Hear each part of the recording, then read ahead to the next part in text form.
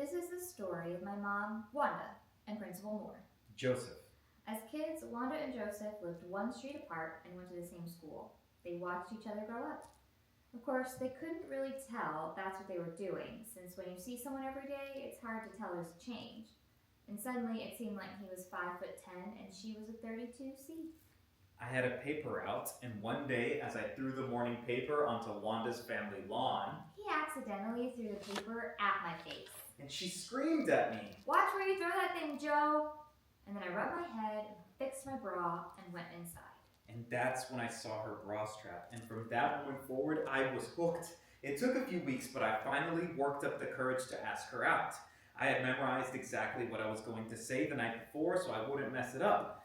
I meant to wait until we were alone, but the moment I saw her in home economics, I blurted out, "Hello, Wanda. I would like to you out to the movies this weekend, if that's all right with you and your parents." And I said, "I think you forgot a word." I mean, I'd like to ask you to... Sure. And so it began. We had our first date at the movies. We had our first kiss in the back of my dad's car, We had our first fight in the middle of a thunderstorm. and we had our first, well, on my bedroom floor. And afterwards, we listened to the Beatles. And we lay there not saying a word. And until she started to hum. And then he started to hum.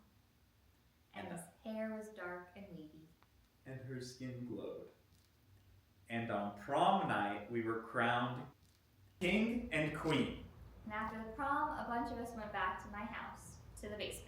And someone suggested spin the bottle. And that's when he kissed Allison Goldstein. Because those are the rules. I don't care about the rules. She refused to forgive me. I refused to forgive him. She wouldn't even speak to me all summer. Because I was stubborn. Then one day she left for college. Without a word. And that's how it ended. And time passed. And they got older. And no amount of Rogaine could stop his hair from falling out. And no amount of moisturizer could make her skin glow the way it used to. It just made her pillow greasy. And even though they only lived 2 towns apart, their paths didn't cross for 35 years. Until one day, I decided to find him on the internet.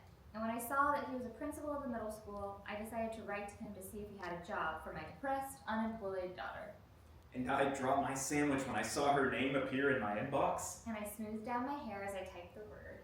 The subject line just read, "Hi." Hi.